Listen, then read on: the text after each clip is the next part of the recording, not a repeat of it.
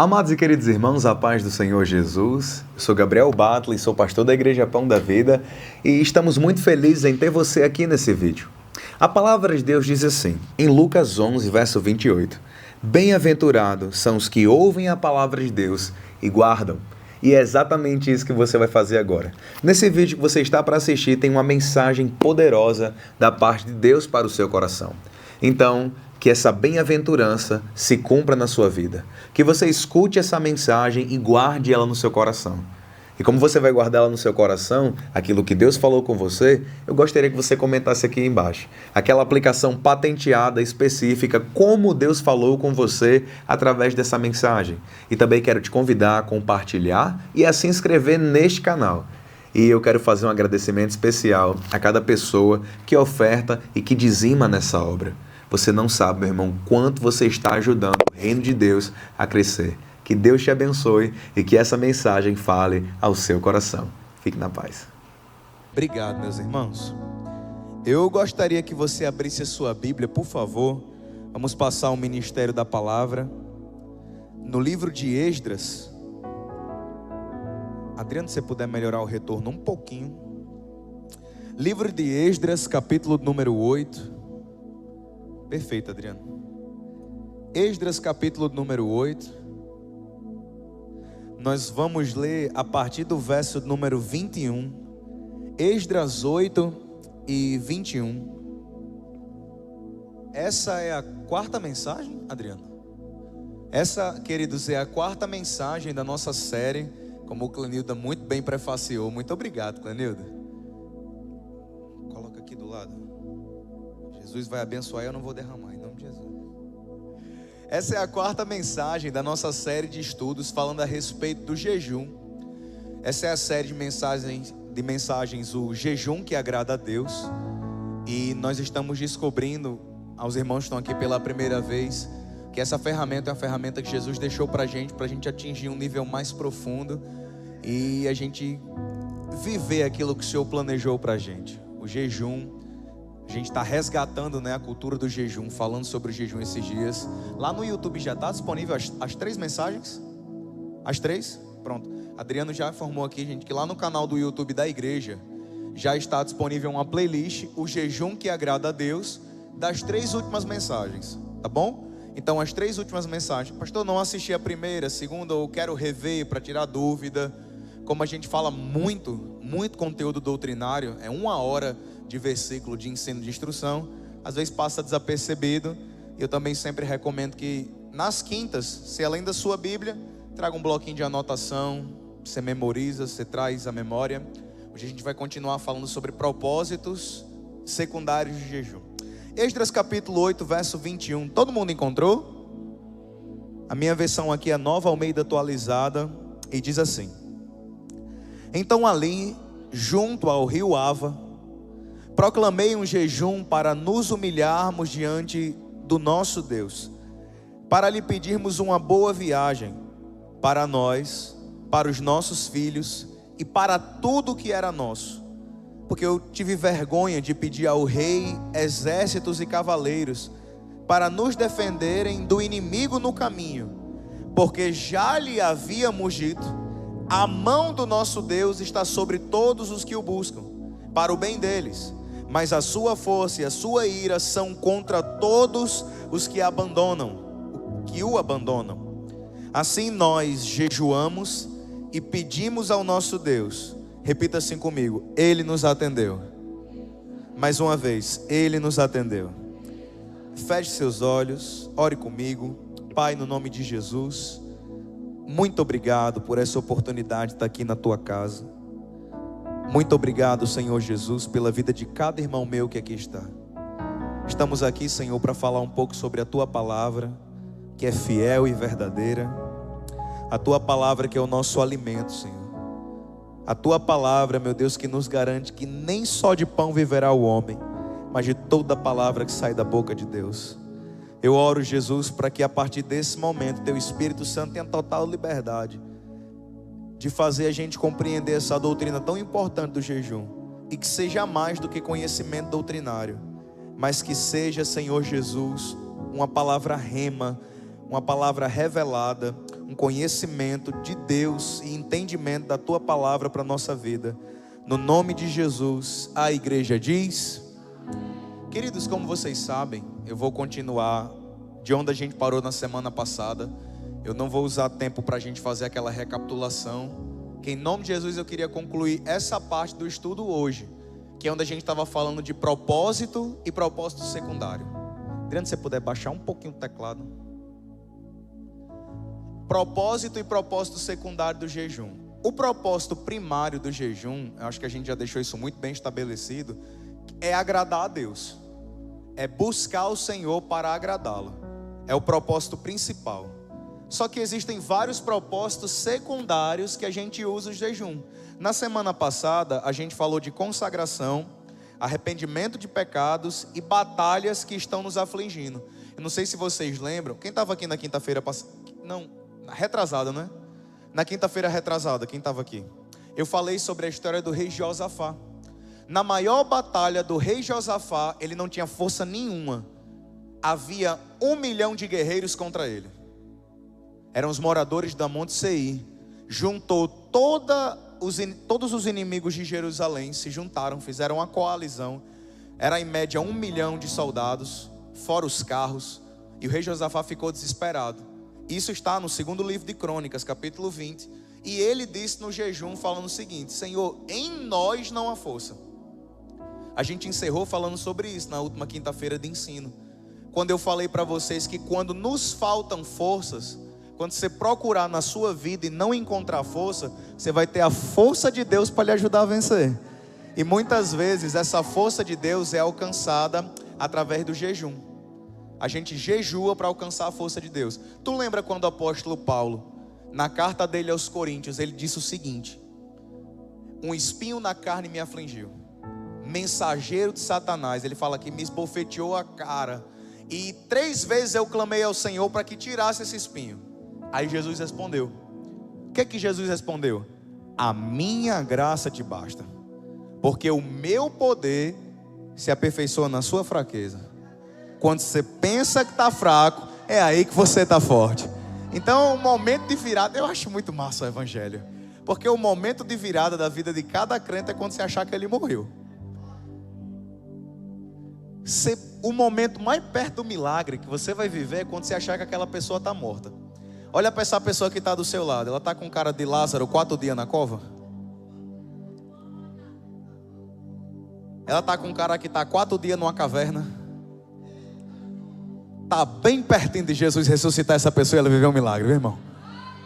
Então a gente falou sobre essa a gente falou sobre essas batalhas que estão nos afligindo. Falamos sobre arrependimento de pecado, que o melhor momento para a gente jejuar também é depois que a gente peca, né? A gente pode fazer o jejum de arrependimento. E eu quero só fazer um prefáciozinho sobre um mistério especial que o jejum e a oração em línguas têm. Mais ou menos assim: mesmo que tenham vários propósitos secundários, eu estou jejuando para a consagração. Eu estou jejuando e o propósito secundário é vencer uma batalha. Eu estou jejuando e o propósito secundário é arrependimento de pecado. Inevitavelmente você vai atingir vários objetivos, mesmo sem querer. Já teve momentos na minha vida que eu estou jejuando e orando por uma coisa, só que de repente aquele jejum produziu outra coisa completamente diferente. Eu estava jejuando para Deus me dar uma vitória contra uma batalha muito grande. Esse jejum se transformou em uma cura de alguém. Como assim, pastor Gabriel? Eu vou falar hoje também sobre o tipo de jejum para a cura. Mas o que é que eu estou dizendo? O jejum, ele tem essa capacidade de fazer com que eu coopere para aquilo que Deus quer fazer. Eu não jejuo, a gente já falou sobre isso nas semanas passadas. Eu não jejuo para que Deus faça o que eu quero. Eu jejuo para que eu faça aquilo que Deus quer. E quando a gente entende isso, meu irmão, aí o jogo vira. Porque às vezes você está jejuando ou está falando em línguas, oração em línguas, a linguagem sobrenatural de oração, e de repente você já estava no seu momento de oração lá, e Deus começou a trazer uma memória a alguém à sua cabeça. Você está aqui de joelho dobrado orando e de repente você se lembra de alguém. Ou de repente uma situação vem na sua cabeça. Como assim, pastor Gabriel? Você está aqui em jejum, está aqui em oração, Aí você começa a orar e parece que tem um exemplo. Alguém que está aprisionado, alguém que está sofrendo muito, você não sabe nem quem é. Aí você começa a sentir angústia no seu coração. Aí você começa a dizer: Jesus, tal, Jesus, não sei o que, Jesus, eu repreendo, tal e tal. Galera da intercessão sabe o que é isso. O jejum e o falar em línguas, você atinge o objetivo mesmo que não saiba qual é. Meu irmão, que doideira. O crente que ora em línguas e que jejua acerta mesmo sem saber o alvo. Como é que pode? Você acerta mesmo sem saber o alvo. Já teve momento de eu estar jejuando. Um exemplo, estou jejuando para a consagração. Só que Deus me apresenta alguém que está doente enquanto eu estou de jejum. E já teve momento disso de eu estar de jejum e Deus me apresentar Adriano. Eu estava jejuando lá na rádio, terminei o Bom Dia Jesus. Adriano lembra desse dia. Na hora que eu terminei o Bom Dia Jesus pregando tal e tal, fechei o programa da rádio. Eu olhei para Adriano. A mensagem que eu tinha pregado do Bom Dia Jesus é sobre cura. Eu comecei a pregar para Adriano, a mesma mensagem. E eu não sabia, ele tinha acabado de chegar da clínica. Que foi fazer uma ultra, foi? Tinha uma ultrassonografia do rim, não foi? Ele tinha ido.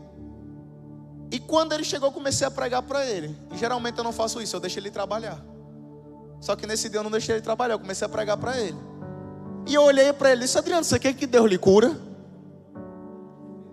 Aí ele disse: pastor, eu vim da clínica agora. Eu disse: você não vai precisar fazer cirurgia não, Jesus vai colocar essa pedra no rim para fora. Eu orei por ele e foi embora. Quando foi de tarde, no mesmo dia, Adriano mandou a foto da brita zona lá que ele tinha colocado para fora. Aí, pastor, ele foi fazer xixi numa loja lá no centro. Quando ele começou a fazer xixi, tim, quebrou o vaso do homem lá com a pedrada. Saiu lá. Oi? Não quebrou o vaso não. Falei brincando, irmã, calma. Foi só... Tenha calma, varão, foi brincadeira. Não quebrou o vaso não, só fez barulhinho. Mas por que eu estou dizendo isso? Eu estou dizendo isso porque eu estava jejuando por um propósito. Só que inevitavelmente Jesus me levou a cumprir outro que era da vontade dele. Então, por que eu estou falando isso? Em Romanos capítulo 8, verso 28 diz: sabemos que todas as coisas cooperam para o bem daqueles que amam a Deus e vivem segundo o seu propósito. Ou seja, Deus ele vai cumprir o propósito dele. Você pode dar um glória a Deus?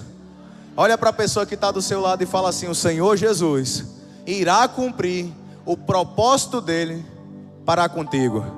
Se esse irmão é crente, ele dá um aleluia, um glória a Deus, ele faz algum barulho. Não tem condição? Então eu amo o jejum por causa disso. Ele me ajuda a fazer exatamente aquilo que Deus quer que eu faça. Ao invés de eu ficar perdendo tempo à toa, eu vou fazer aquilo que Deus quer que eu faça.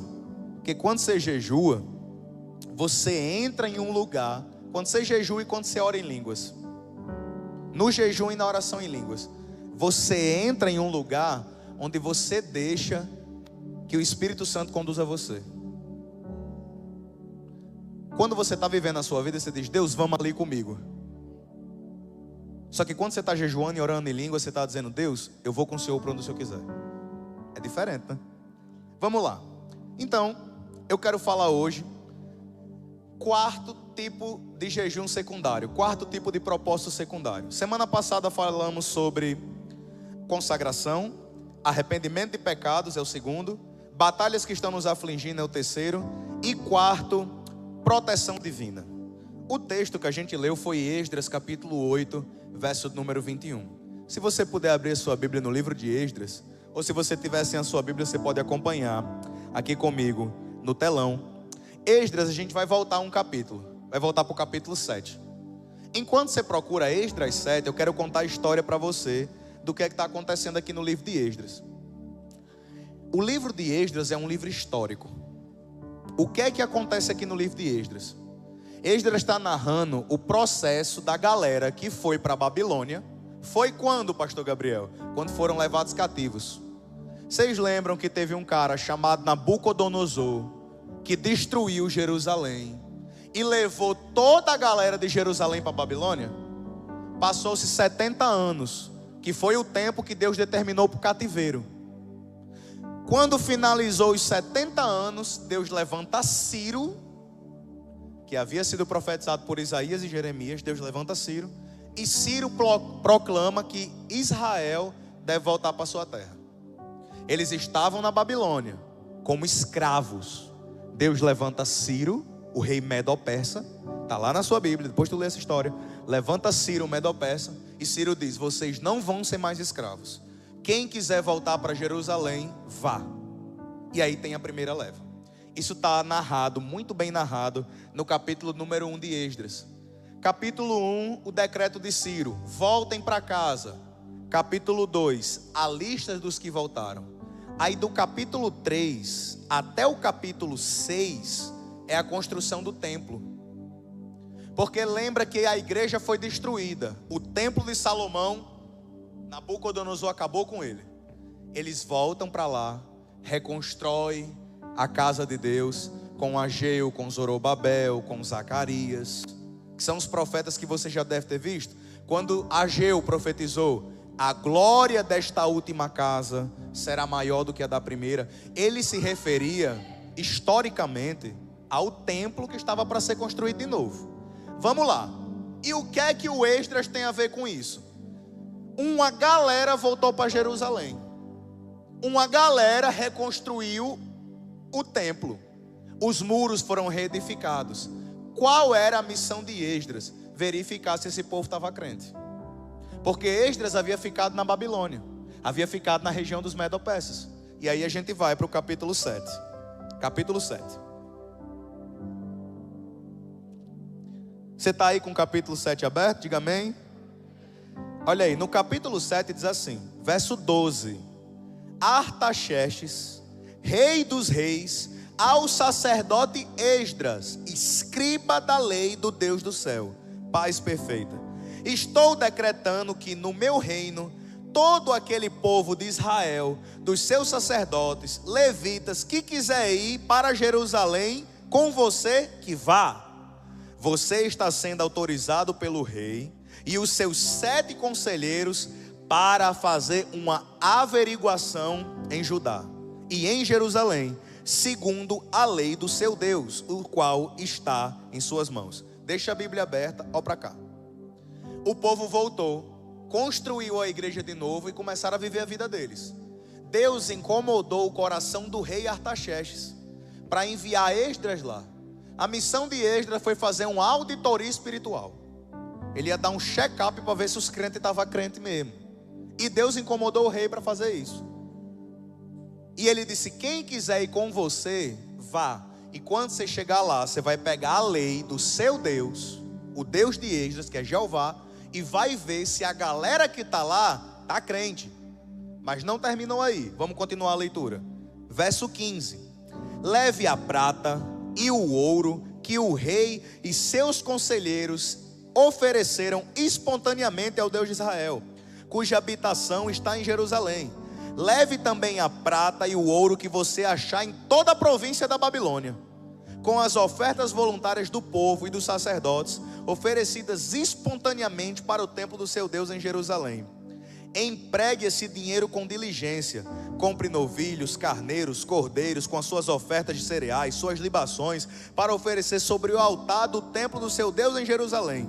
Com o resto da prata, do ouro, você e seus irmãos podem fazer o que acharem melhor, segundo a vontade do seu Deus. Verso 19: e os utensílios que foram dados para o serviço da casa do seu Deus, restitua-os diante do Deus de Jerusalém. E tudo o que for necessário para o templo do seu Deus, e que você tiver de providenciar, será pago pela casa dos tesouros do rei. Eu queria que Deus levantasse um rei desse para Pão da Vida, irmão. O rei falou o seguinte: o que você gastar, o que quiser, eu libero a verba. O rei tinha 7 conselheiros. Bora levantar aqui uma oferta. Esdras vai voltar para Jerusalém e ele vai endinheirado. Quem quiser doar ouro e prata é agora. Levantar as pilhas de ouro e de prata. A oferta do rei e dos conselheiros. Depois ele disse: Esdras, passe em todas as províncias da Babilônia, e quem quiser dar ouro e prata para você vai poder dar, sem imposto nenhum. Vai ser para você levar para a casa do seu Deus. Chega lá, você pode comprar o que você quiser. E os utensílios de ouro, de prata, você pode levar. Basicamente, Deus tocou o coração daquele rei para que ele tornasse a casa do Senhor novamente uma casa de adoração, com Esdras. Só que qual é a boca quente aqui? Imagina você teria coragem de ir daqui para Tibau, 40 quilômetros, com um relógio de ouro no braço, a pé, com corrente de ouro no pescoço, anel. Pessoa ia bater o olho para você e ia dizer que você estava cheio de dinheiro. Você tem coragem, você irmão, você tem coragem de ficar com um relógio de ouro, aliança, no meio da rua meia-noite? Tenha calma, Kaique, ajuda a pregar, pelo amor de Deus, diga que não tenha. Por que eu estou dizendo isso? Não cortando seu barato, Kaique. Mas imagine o quão perigoso seria. Eu não estou falando de um relógio de ouro, eu não estou falando de um anel de aliança, eu estou falando de quilos e quilos e quilos e toneladas de ouro e de prata que eles iriam levar em uma caravana. É perigoso ou não é? O rei deu ouro, o rei deu prata, e o rei disse: pode levar quem você quiser com você. Só que o rei não deu uma coisa: guardas. O rei não deu escolta armada. Tinha ouro, tinha prata, só que faltava para Esdras os soldados. Só que Esdras, pregando lá no império dos Medo-Persas, ele disse: o nosso Deus nos protege. Falar que Deus protege é uma coisa, mas quando você é colocado numa situação de perigo, Deus protege ou você arrega, irmão? Hein? Deus é Deus que nos guarda, mas você vive morrendo de medo do inimigo que passa por aí. Esdras sabia: é perigoso, eu estou levando todo o ouro, toda a prata, e o rei passou um decreto. Está indo uma caravana do Império Medo-Persa para Jerusalém. Eles estão cheios de ouro e estão cheios de prata. Irmão, com certeza absoluta haveriam emboscadas, haveriam encruzilhadas, haveriam ciladas, porque era muito fácil. Quem foi com eles? Sacerdote e levita. Não tinha soldado, era só crente. O crente não tem arma 38, a não ser os crentes são policial, mas via de regra não tem. Não tem ponto 40, não tem fuzil. A arma do crente, meu irmão, é essa daqui. E Esdras, sabendo que a arma dele era essa daqui, o que é que ele fez? Aí a gente vai para o capítulo 8. No capítulo 8, Esdras sabia que a missão seria perigosa. Olha para o irmão que está do seu lado e fala: você sabia que a missão seria perigosa? Ah, você veio sabendo. Fala: veio porque quis. É igual tropa de elite, meu irmão. Não tem mais pé de passar aí não. Está dentro ou está fora? Você mal sabia que você já estava dentro. Capítulo 8, verso 21. Então ali junto ao rio Ava proclamei um jejum para nos humilharmos diante do nosso Deus, para lhe pedirmos uma boa viagem para nós e para os nossos filhos, para tudo que era nosso.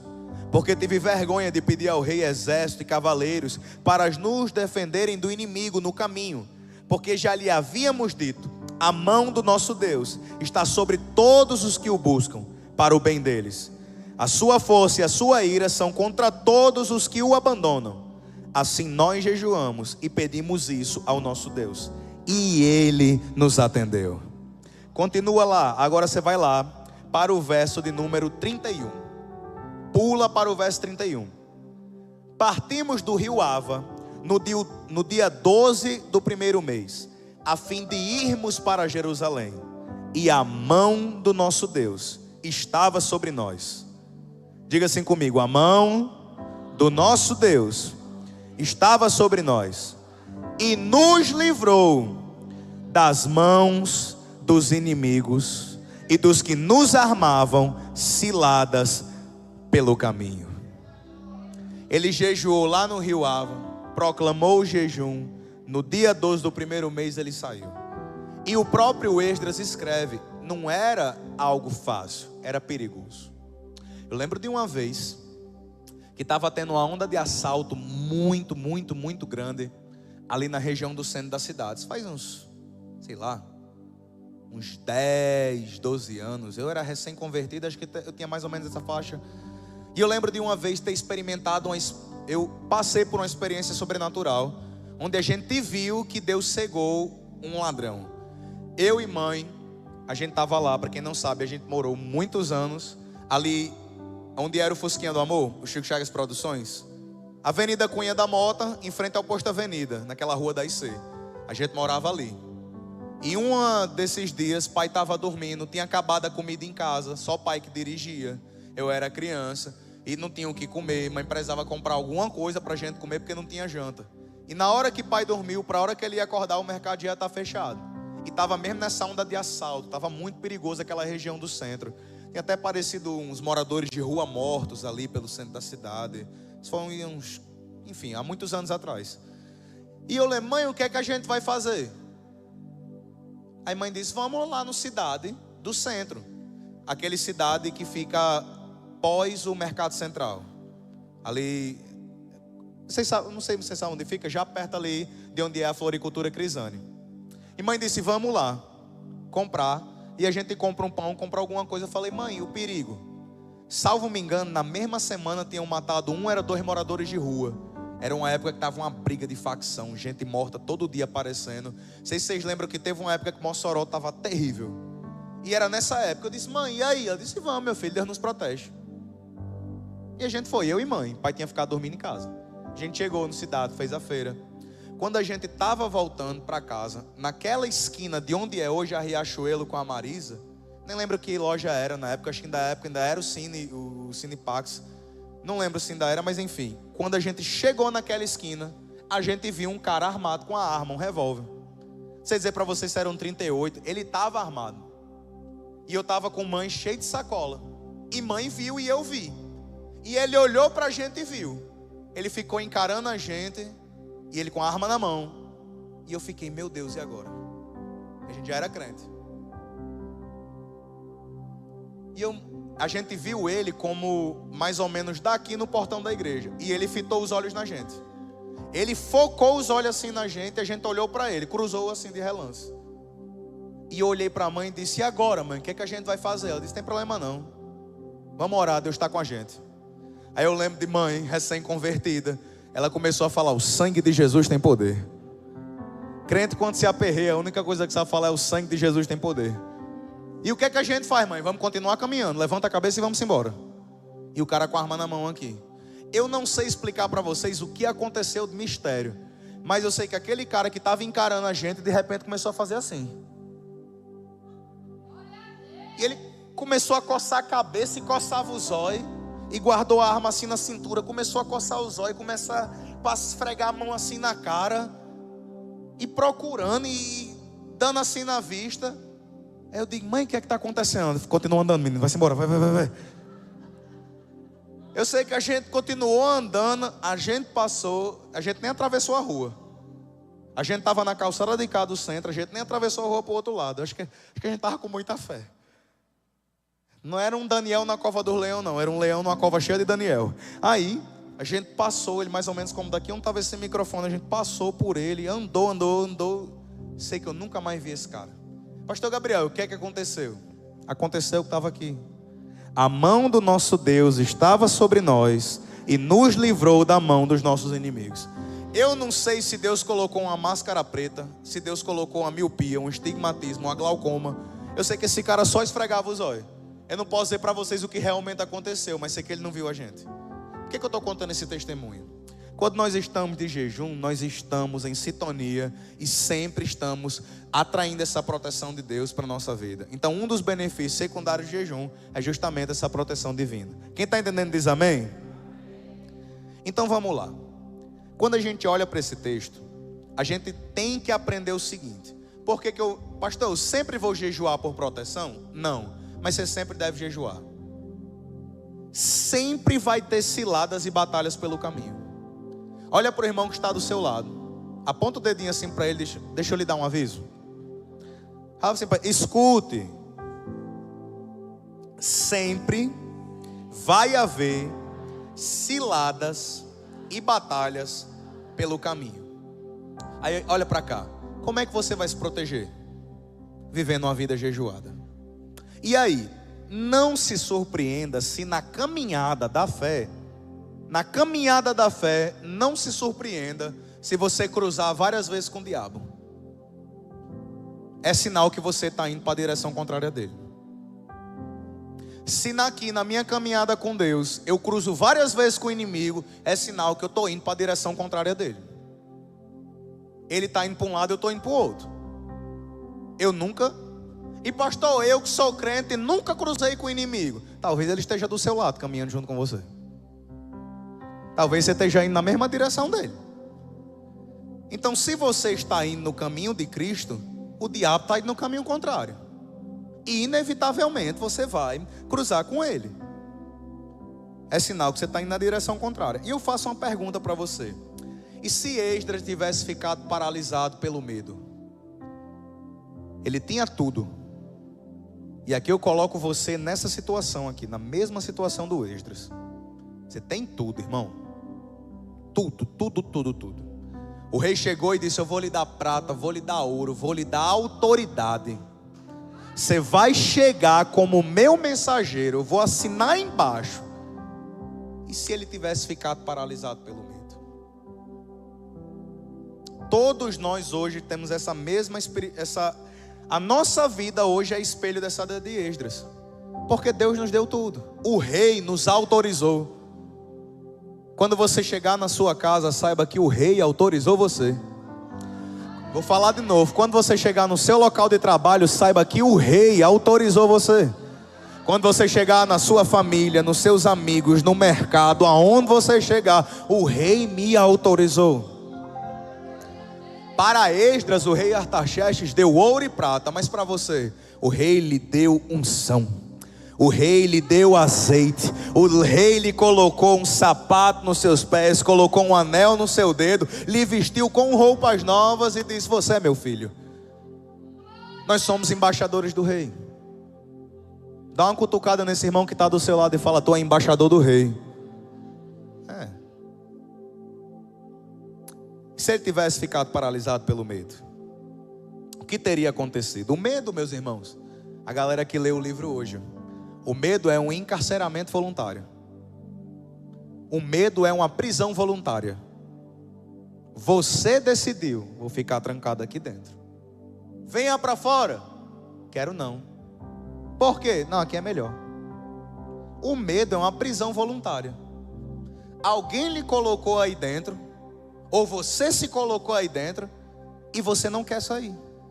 É incrível. Para o medo, meu irmão, é você que decide romper. Tem muita coisa que Deus quebra por você, mas a barreira do medo não. A barreira do medo quem tem que quebrar é você. Eu quero só fazer um breve parênteses sobre isso. Se você tiver coragem de dar um passo de fé, meu irmão, sair dessa prisão de medo, eu garanto para você que tem coisas extraordinárias para você viver em Jesus. Eu não estou falando para você que não é prudente. Guarde isso no seu coração. Não é prudente correr riscos desnecessários. Mas é impossível viver o extraordinário de Deus sem correr riscos. Essa é aquela que você anota e guarda para a sua vida. Não é prudente você correr risco desnecessário.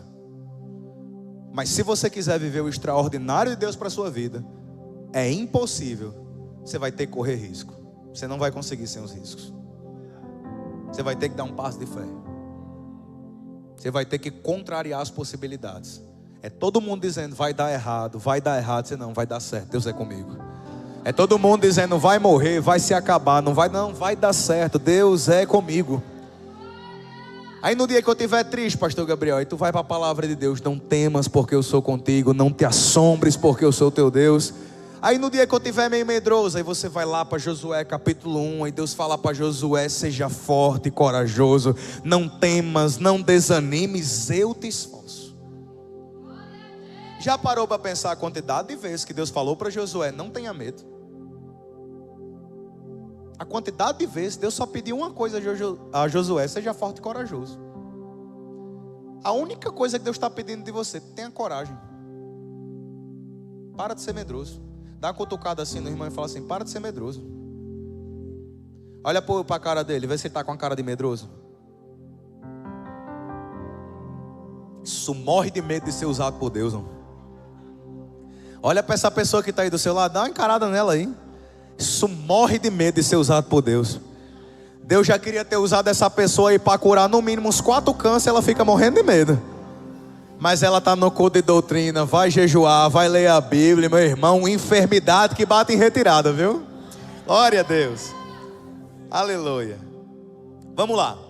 Falando em enfermidades, nós vamos agora para o 5º objetivo secundário do jejum, propósito secundário, enfermidades. Abra sua Bíblia, por favor, no Salmo de número 35. Salmo de número 35. Nós vamos ler Salmo de Davi. Salmo de número 35. Verso de número 13.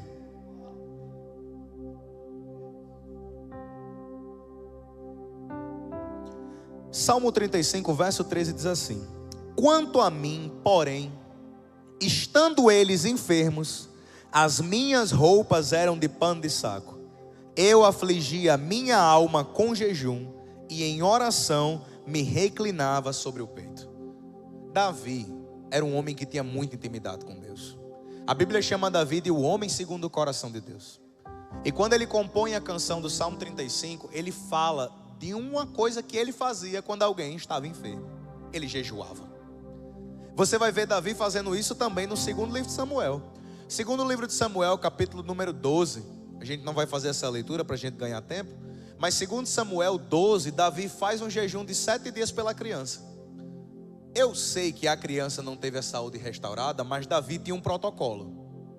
Ele sempre que alguém estava doente, ele ia interceder. Ele intercedia isso por meio do jejum.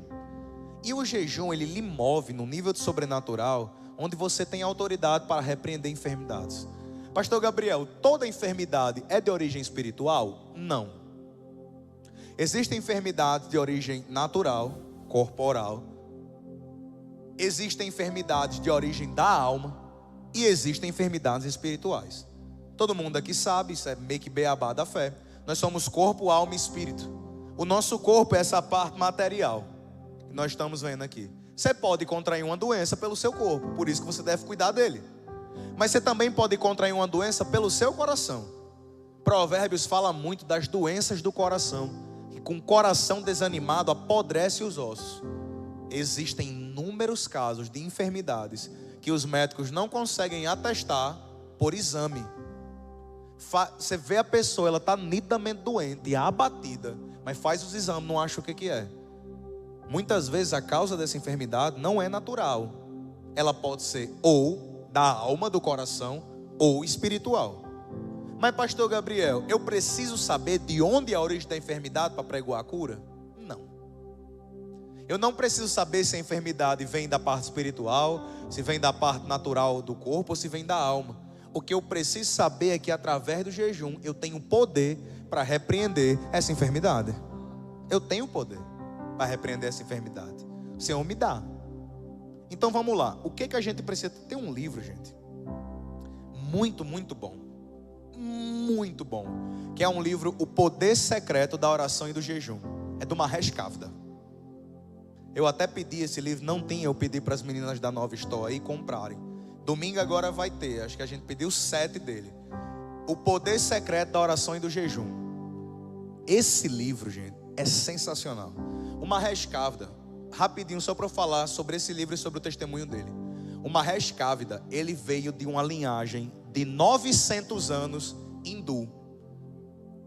Toda a família dele, ao longo de 900 anos, era hindu, da religião hindu. Só que quando chegou nele, para quem não sabe, o hinduísmo, ele é uma religião de castas. É uma sociedade de castas.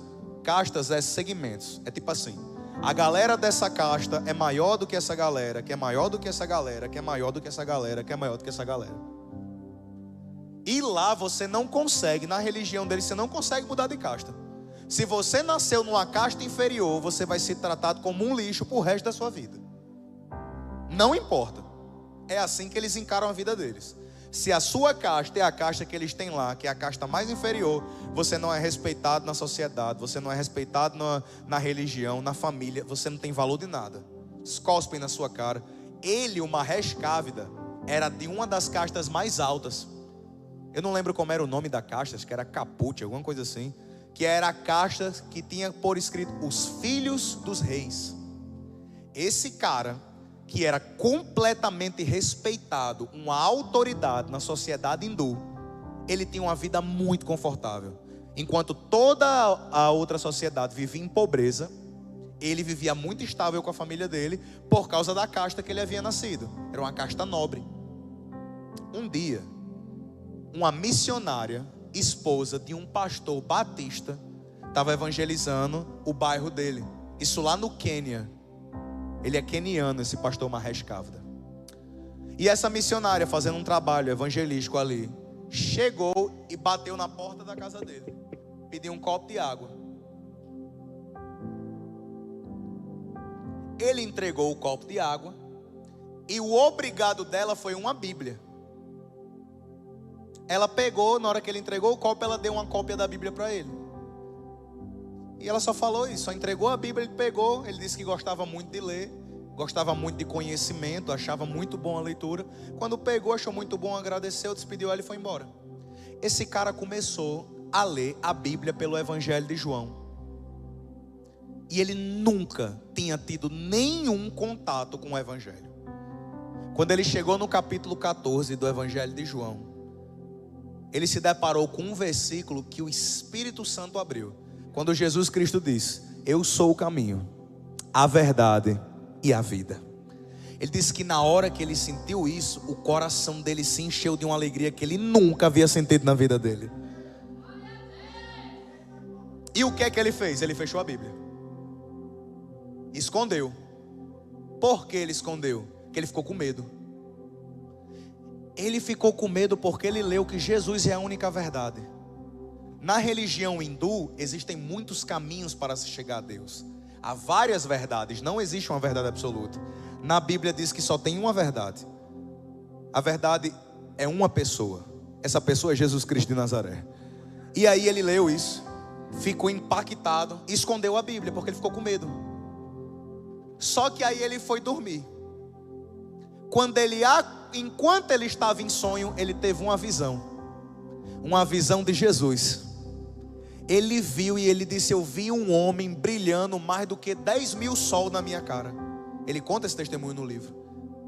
E quando ele brilhava sobre a minha vida, o meu coração se enchia de uma alegria que eu nunca havia sentido.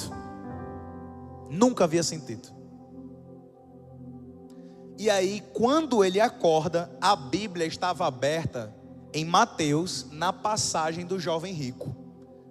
A Bíblia que ele havia fechado e escondido estava aberta na passagem do jovem rico. E ele disse: eu sou esse jovem rico. Que ele era muito rico. E naquele dia ele decidiu abandonar todas as regalias que ele tinha na religião hindu para se entregar a Jesus. O Mahesh Kávida ganhou mais de 700.000 pessoas para o Senhor Jesus em todo o mundo. E por que ele é uma autoridade sobre jejum? O Mahesh Kávida, ele começou a jejuar e Deus começou a usar ele poderosamente para a cura. Nesse livro, O Poder Secreto da Oração e do Jejum, ele, para escrever esse livro, ele fez mais de 30 jejuns de 40 dias. Mais de 30 ciclos de jejum de 40 dias para poder começar a escrever sobre jejum. E no primeiro capítulo do livro, ele conta a história de um rapaz chamado Steve.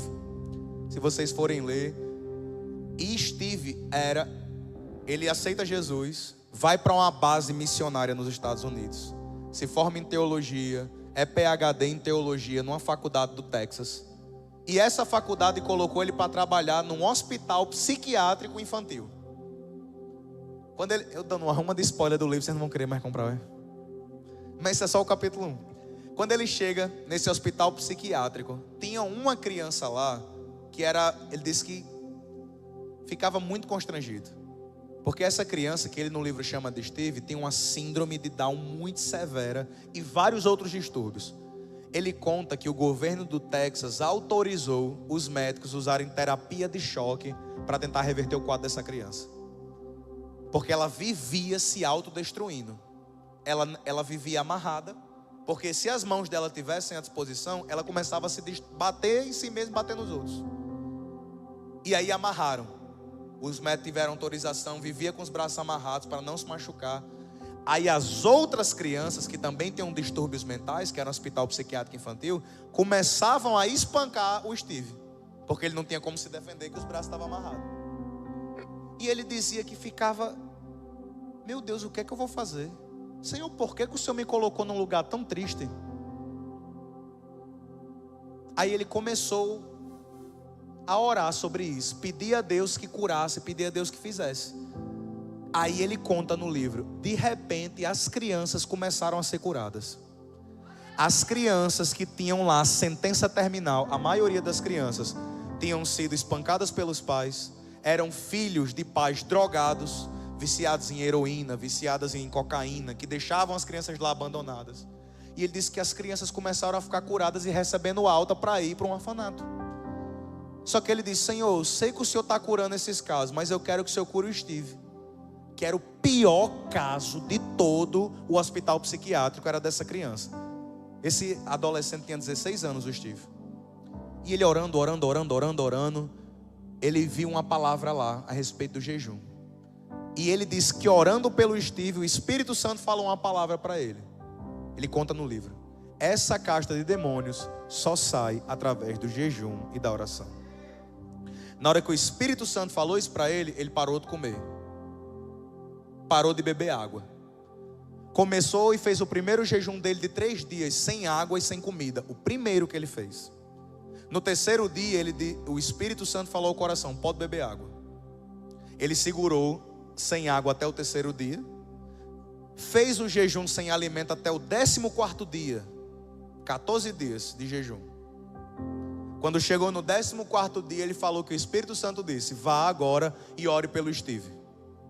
Ele pegou a criança, levou para dentro do escritório dele, e ele falou que a criança não tinha nenhum sentido sensorial, ela não se comunicava. E ele conta no livro dizendo: Steve, eu sei que você não está entendendo o que eu estou falando com o seu corpo, mas eu sei que seu espírito é eterno e ele vai entender essa oração. E ele disse: em nome de Jesus Cristo, seja curado.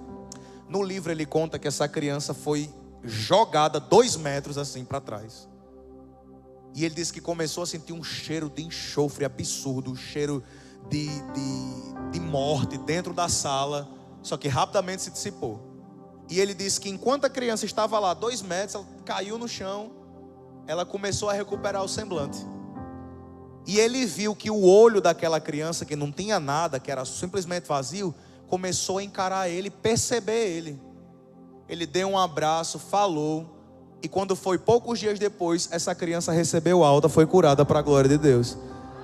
Ele conta esse testemunho no livro, e ele foi poderosamente usado para curas. Então, esse é um testemunho prático da gente tem. Eu tenho inúmeros testemunhos de momentos em que eu estava de jejum e Jesus me usou para curar. A respeito de enfermidade, eu tenho um mistério para contar para vocês com o jejum. Todas as vezes que eu estou de jejum, sem exceção, aparece um enfermo para orar. É tiro e queda. Não sei se já aconteceu com vocês. Você está de jejum, aparece um doente para você orar. É inevitável. Eu não sei se esse mistério é só comigo. Se for só comigo, eu vou reclamar com Jesus mais tarde. Mas aí, eu faço um jejum, sempre aparece um irmão. E eles não sabem que eu não toco trombeta não. Não sabe dizer: oi, quem tiver doente que venha para cá, que hoje eu estou sem comer. É um mistério. Só para os irmãos dizer: eu não estou de jejum hoje, viu? Quem tiver doente. Brincadeira, gente. A verdade é o seguinte: que quando você jejua, você recebe do Senhor uma confiança, um poder sobrenatural. E muitas vezes que eu estava de jejum, de períodos de 24 horas, período de 72 horas, que é os 3 dias, apareciam muitos enfermos. Os irmãos vinham contar a aflição deles, e eu senti o desejo de orar por eles. Todas as vezes que um enfermo chegar para você contando, saiba que aquilo ali é matéria-prima para o milagre, meu irmão. Dá uma cutucada na pessoa que está do seu lado. Talvez ela esteja meio desanimada, porque vai que ela esteja de jejum. Fala assim: todas as vezes que um enfermo aparecer na sua frente, O Senhor quer fazer algo incrível. Meu irmão, a gente precisa tomar posse dessa verdade para o nosso coração. Não, já aconteceu com você? Você está no seu local de trabalho e do nada chega alguém para contar uma doença? Acontece com você, Max? Com você acontece muito, você trabalha em hospital. Mas no ambiente você chega na família, no ciclo familiar, você chega no mercado, alguém começa a contar uma enfermidade. Como é que você não sabe que Deus está querendo curar aquela pessoa? Há uns anos atrás, eu muito revoltado com Jesus, aqui e acolá, eu tenho umas crises com o Papai do Céu. E eu revoltado com Jesus, eu dizendo: Jesus, por que o Senhor não cura? Eu queria que o Senhor curasse. Meu sonho é ver um aleijado dar um pinote da cadeira, sair pulando no meio da igreja. Senhor, se o Senhor fizer isso, eu ficar doido. Isso é muito massa. Tem 2 milagres, aliás, 3 milagres que eu quero ver ainda. Eu quero ver um cego enxergar, quero ver um cadeirante sair pulando de uma cadeira e quero ver uma pessoa com a perna apontada, a perna crescer. Eu vivo procurando os irmãos assim, orando: Jesus, dá graça. Imagina aí que doido, tem a pessoa lá com o membro amputado e você chega: em nome de Jesus, meu irmão. Pastor Gabriel, você é doido, vai descobrir agora, irmão, eu creio. Milagre, cresceu o músculo, meu irmão. Meu Deus, você nem qual é a reação que eu tenho na hora. Meu Deus. E eu brigando com Jesus: Jesus, por que o Senhor não cura? Aí o Senhor falou: você não ora? Eu disse: e foi mal, Jesus. Eu queria que o Senhor curasse usando os outros. O Senhor quer curar usando eu tenho medo. O que eu amo na doutrina da Igreja Pão da Vida é que os irmãos daqui são ensinados que todos eles aqui têm autoridade. Se tiver um enfermo lá na sua casa, não ligue para mim não. Vá lá, pega o azeite e unja, porque a oração da fé curará o enfermo. Você tem autoridade. Teve uma irmã daqui que chegou para mim essa semana e disse: olha, descobri que fulano de tal está com pedra nos rins. Eu quase ligava para o senhor. Eu falei: por que tu não orou? A orar tu, não é não? Pega na mão dessa pessoa que está do seu lado. Mostra assim a palma da mão para ela. Fala assim: nessa mão aí, o Senhor Jesus colocou poder. Aumenta 30% o volume aí. Fala: nessa mão aí, o Senhor Jesus colocou poder e autoridade. Então você vai levantar a mão e onde tiver um enfermo vai ser curado em nome de Jesus. Onde tiver um demônio vai ter que sair em nome de Jesus. Aleluia. O Evangelho é poder de Deus na terra, meu irmão. É o Evangelho. Glória a Jesus. Vamos continuar. Eu não sei nem que horas são. Falta 40 minutos ainda para acabar. Vamos lá. Sexto, intercessão.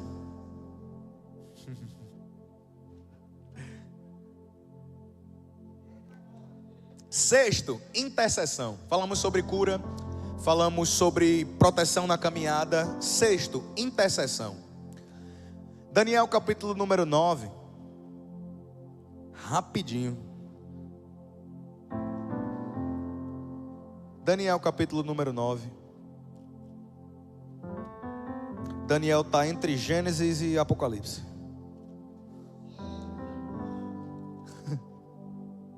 Daniel capítulo 9.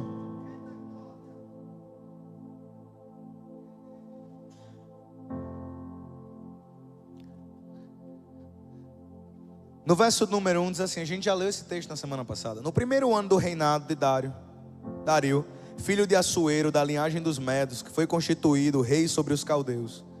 No primeiro ano do seu reinado, eu, Daniel, entendi pelos livros que, de acordo com o que o Senhor havia falado ao profeta Jeremias, a desolação de Jerusalém iria durar 70 anos.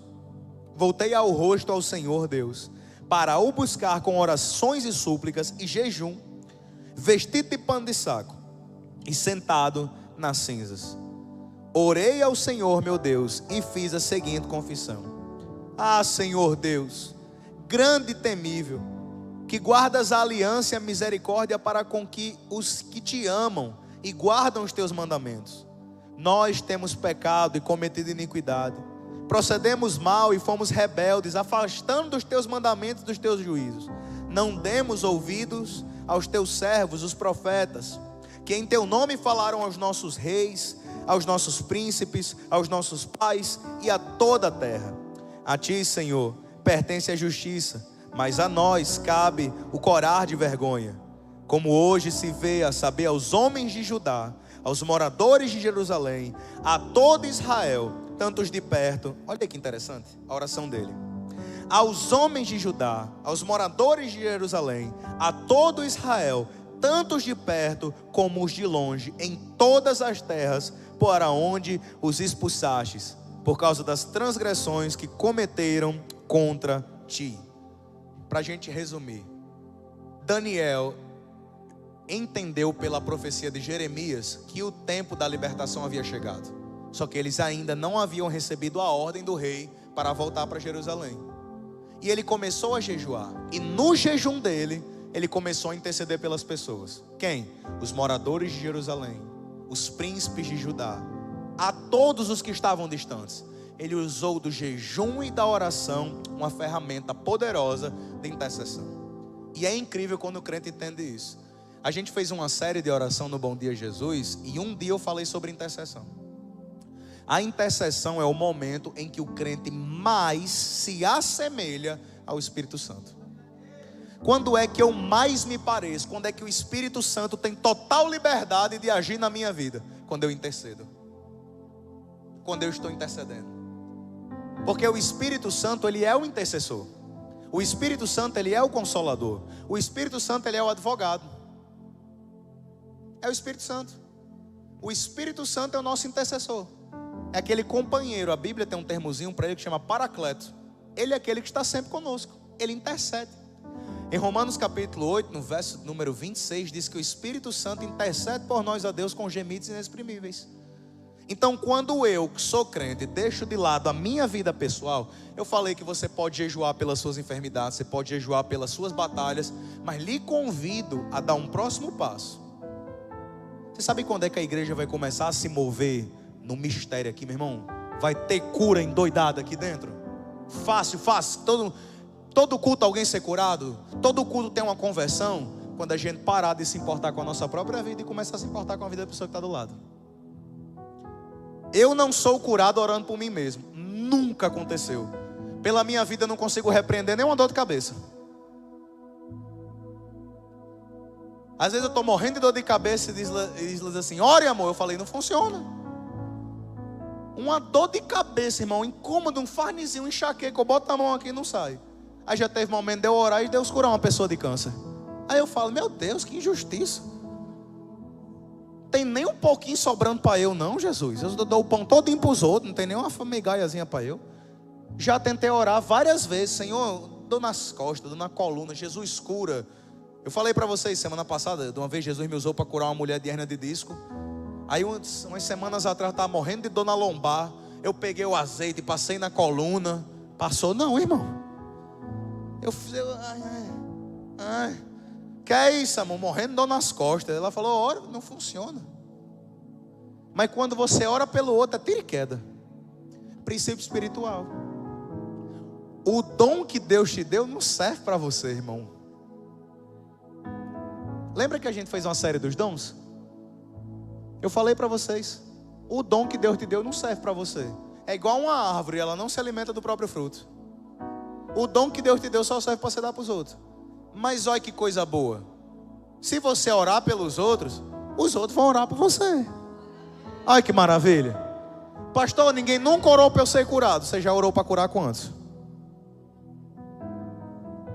É igual aquela galera, pastor, nunca me deram um presente de aniversário. Você já deu quantos? E tinha que dar.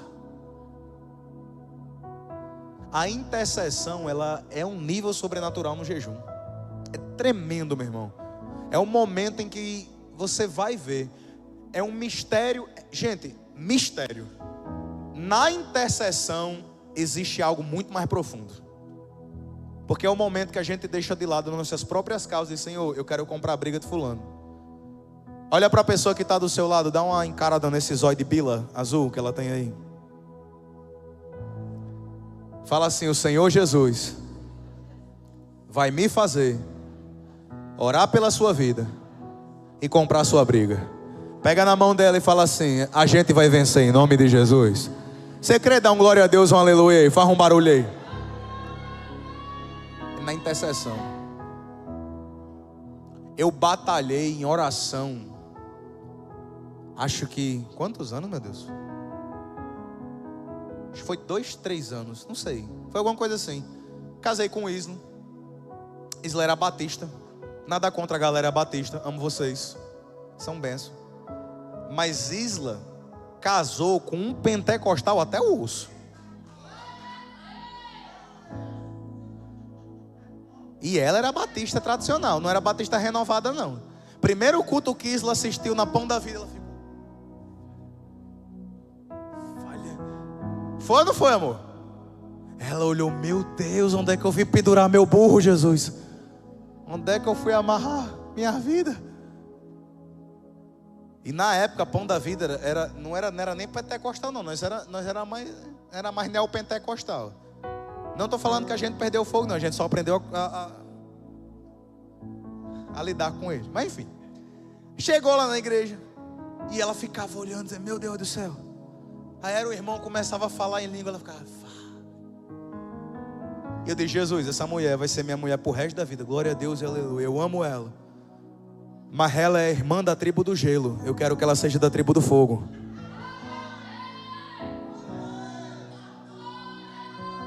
Jesus, não tem problema ser do gelo, mas ela casou com fogo. Como o fogo que está na minha vida não vai se apagar, o Senhor vai ter que incendiar essa pessoa. E eu comecei a orar. E eu lembro que uma vez: Jesus, o Senhor vai ter que pegar ela.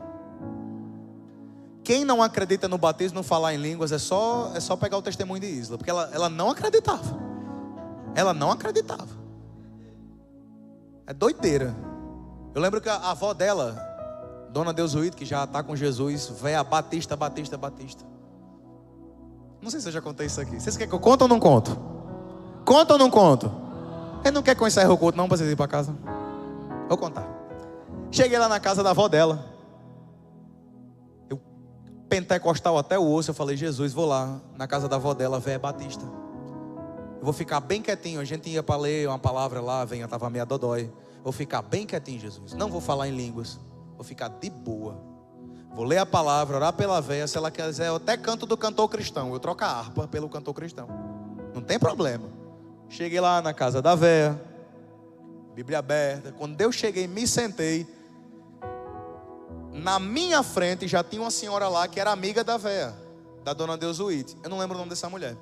Só que essa mulher era pentecostal. Na hora que eu me sentei na poltrona, na casa da véia, a mulher fez assim, ó, tum. Aí eu falei: quer ver, Jesus? Essa mulher se levantou, botou o dedo assim na minha cara e falou mais ou menos assim: quem você pensa que é para esconder aquilo que Deus colocou em você? E começou, irmão, ela deu uma rajada de língua. Eu falei: meu Deus. Aí foi, irmão, foi um mistério tão grande, um fogo. Aí eu morrendo de vergonha, Dona Deusuíde. Quando a veinha terminou, ela falou uma ruma de promessa, renovou uma promessa. Eu chorei, eu falei em língua, o plano foi por água abaixo, deu tudo errado. Sei que essa veinha pentecostal foi embora. E eu fiquei com Dona Deusuíde. Dona Deusuíde estava olhando assim para mim. O que foi, Dona Deusuíde? Eu não entendi nada do que ela disse. Eu falei: tem problema não, Dona Deusuíde, eu entendi, vamos orar. E aí, Isla, dessa pegada, eu comecei a orar e comecei a interceder. Eu disse: Jesus, eu quero que o Senhor pegue ela. Eu não vou colocar a mão na cabeça dela para ela ser batizada. Vai ser um negócio ela e Jesus. Porque se for eu, ela vai ficar suspeita. Eu quero um negócio autêntico, genuíno. Não quero nem participar desse negócio. Primeira edição do Encontro com Deus. Final do primeiro dia, sábado, 10 horas da noite. Meu irmão, final da última ministração, desceu uma unção aqui sobre essa igreja. Os crentes se penduravam assim nas paredes. Ah, Jesus! Foi a minha... Eu preguei a última mensagem. Quando eu terminei, a gente colocou um louvor. Não tinha banda, não tinha nada. Colocamos o louvor truando e começou. Irmão, foi um mistério tão grande, mas tão grande, tão grande. E eu nem me lembrei de Isla. E eu sei, na hora que eu dei por mim, do fogo que estava acontecendo, eu fui procurar, cadê Isla? Eu vou botar a mão na cabeça dela, vai ser agora, vai ser agora. E saí caçando Isla pelo meio da igreja, procurando Isla com a mão desse jeito. Eu disse, se eu pegar ela, Jesus, é agora, uma unção, um poder. Quando eu fui procurar, cadê Isla? Aí eu cheguei para a pastora Cida e pastor Henrique, que estavam fazendo um encontro comigo. E eu falei, Cida, cadê Isla? Ela apontou assim. Ela estava escondida embaixo de 2 cadeiras, chorando e falando em língua. Eu falei, aí você pensa que eu dei glória a Deus? Dei não, eu falei, e não era Batista? E não era Batista? Falei, nada contra a galera do picolé, meu irmão. Evangelho é fogo, meu Deus. Aleluia. Aleluia. Então vamos lá. Você pode interceder.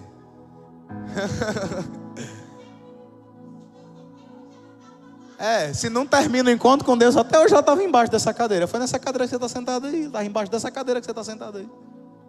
Chorando e chorabacata, chorando, arabacataraba. Não era Batista? Aleluia. Intercessão, você pode interceder para que Deus manifeste cura, para que Deus batize pessoas com o fluir do falar em línguas. Quem está entendendo diz amém?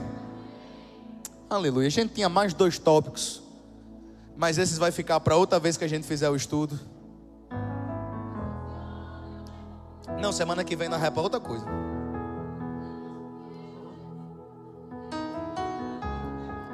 Vocês vão ficar sem saber do 7 e do 8, que não dá mais tempo. Vamos orar, gente? Olha aí, viu? Ninguém reclamou. Aleluia. Vamos ficar de pé para pensar que está terminando? Enquanto você está de pé, eu vou contar o número 7. É 7 e 8, mas eu vou falar só sobre o 7. Situações de batalhas espirituais. Qual é a diferença da que aconteceu com o rei Josafá para que aconteceu em Mateus capítulo 17? Mateus capítulo 17, vou explicar, não vou pedir para você abrir a Bíblia, até porque você está em pé. Mateus 17, Jesus sobe ao monte da transfiguração, com o Pedro, com o João e com o Tiago. Quando ele desce do monte da transfiguração, os discípulos estão ali. E tinha um menino, um jovem, que foi trazido pelo seu pai, que estava terrivelmente endemoniado. O pai chega para Jesus e diz, Senhor, ele pode ser curado? Aí Jesus diz, como assim pode? O que é impossível para Deus? Aí ele fala, Senhor, me ajuda na minha pouca fé. Jesus expulsa o demônio, o menino fica liberto. Mais tarde, naquele mesmo dia, os discípulos chegam para Jesus e falam o seguinte, por que a gente não conseguiu expulsar? Que a gente passou vergonha lá com o demônio do menino. Aí Jesus diz, essa casta de demônios só sai através do jejum e da oração.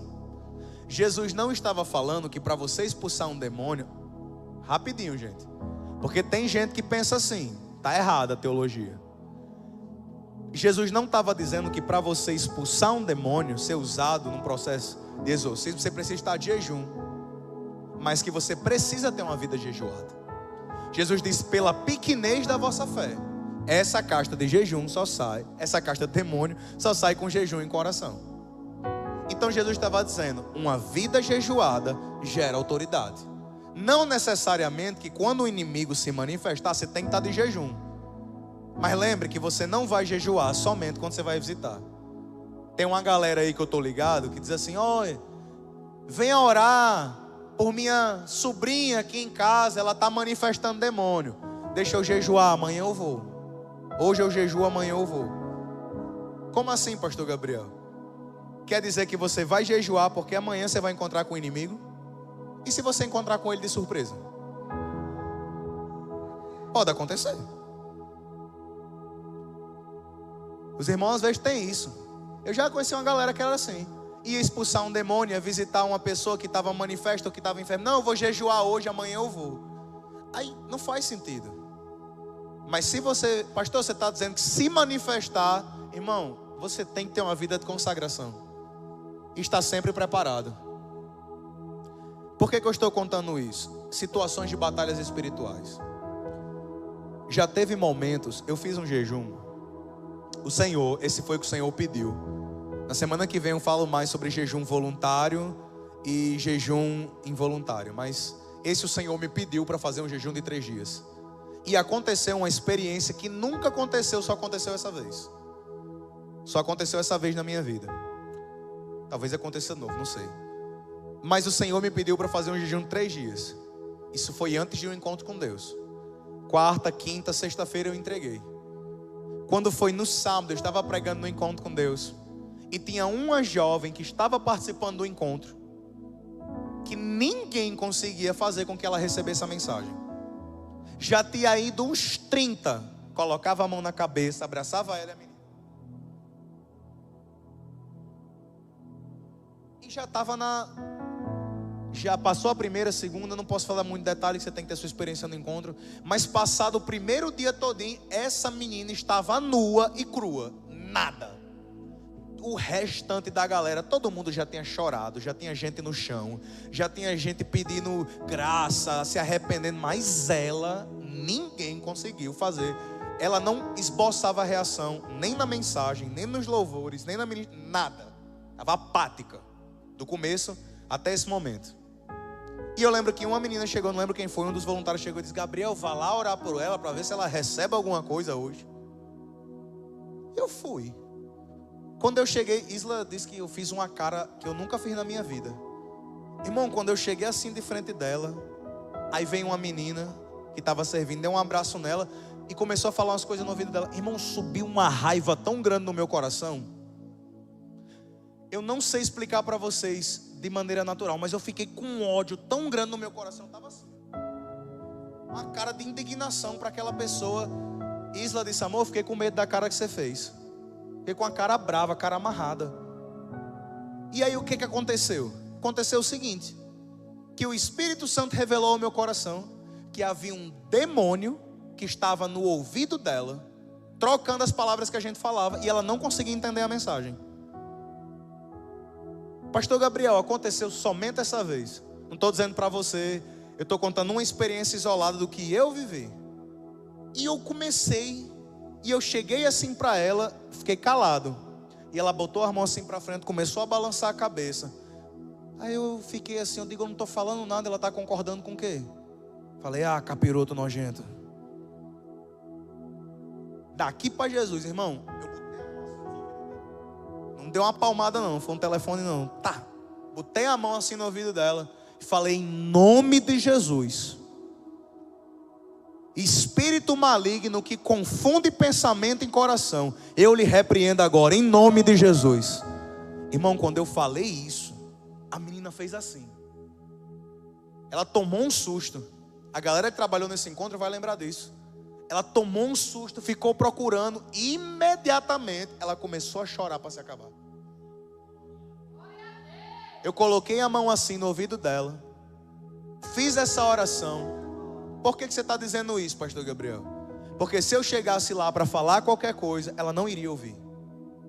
Você está dizendo que toda pessoa tem que fazer isso? Eu estou dizendo para você o seguinte: que em situações de batalha espiritual, você tem que estar em sintonia com o Espírito Santo. Esse foi um exemplo.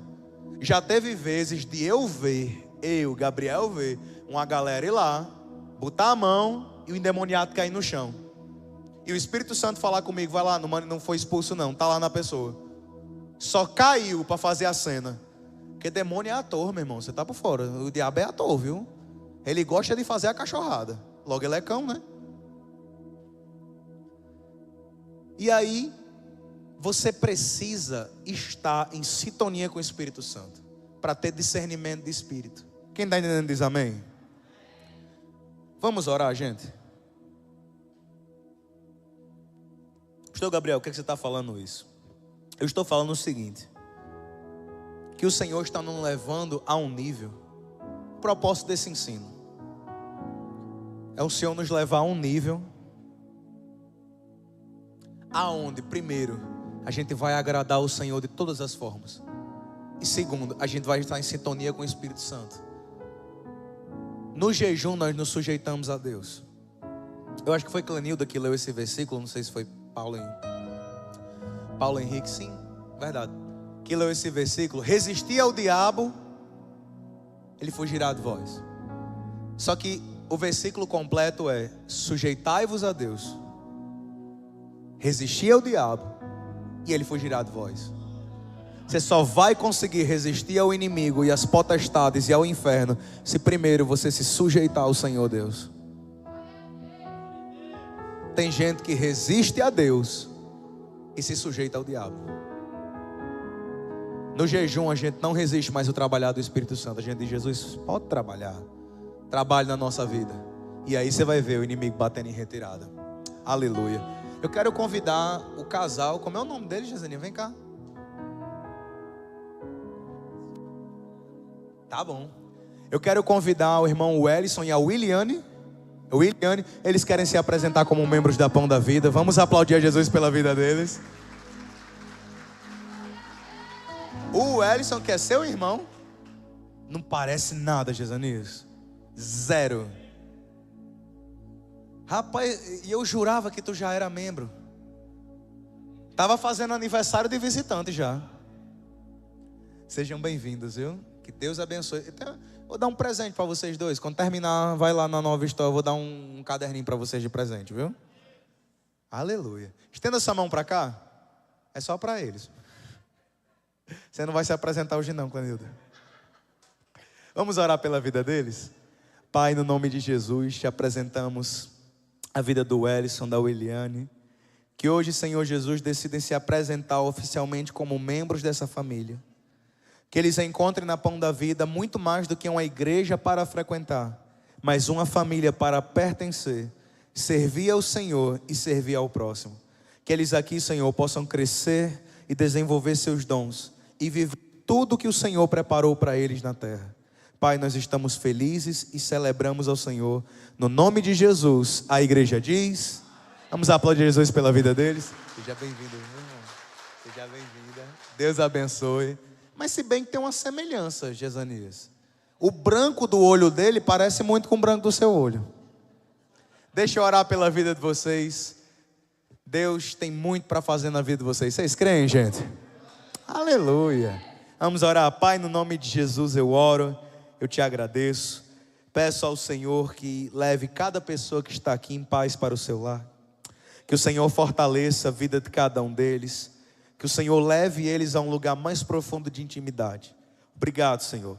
Que eles sejam ricamente abençoados. No nome de Jesus, a igreja diz. Queridos, que o amor de Deus, a graça de Jesus e as maravilhas do Espírito Santo sejam com todos. Em nome de Jesus, amém. Deus abençoe vocês. Bom final de semana. Domingo aqui, 2 cultos.